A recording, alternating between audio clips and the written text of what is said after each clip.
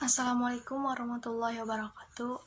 Hadirin anu kusim kuring dipika hormat sata acana hayu urang pajatkeun puji sinarang syukur ka Allah Subhanahu wa taala anu parantos mempariban kasehatan ka urang sadaya dugi katiasa kempel dina ieu rohangan kalayan aya dina kaayaan sehat walafiat.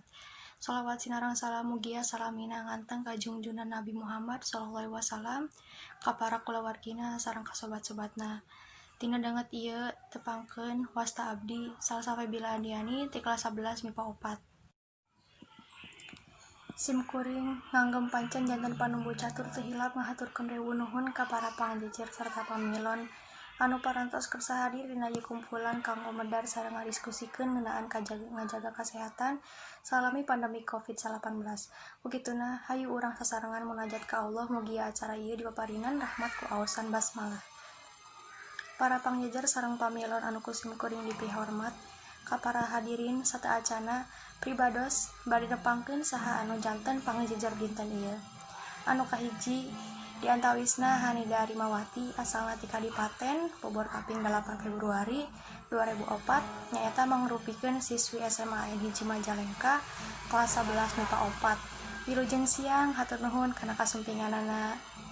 Anu kadua nyaeta Fariah Farisya Rafi asalna ti Maja Bogor kaping 12 Maret 2004 nyaeta mangrupikeun siswi SMA N Hiji Majalengka kelas 11 MIPA 2. Wilujeng siang hatur nuhun kana kasumpinganana. Para hadirin supados urang tiasa langkung uninga kana eusi tema dinten ieu hayu urang ngregepkeun kamandang ti para pangjejer. Nyanggakeun ka Hanida Arimawati salaku pangjejer kahiji kanggo ngadugikeun kamandangna. Hatur nuhun ka Hanida Arimawati anu parantos ngadugikeun kamandangna ngeudaan ngajaga kasehatan salami pandemi COVID-19. Salajengna hayu urang regepkeun kamandang ti pangjejer kadua nyaeta Fariah Farisya Rafi. Mangga dugikeun kamandangna.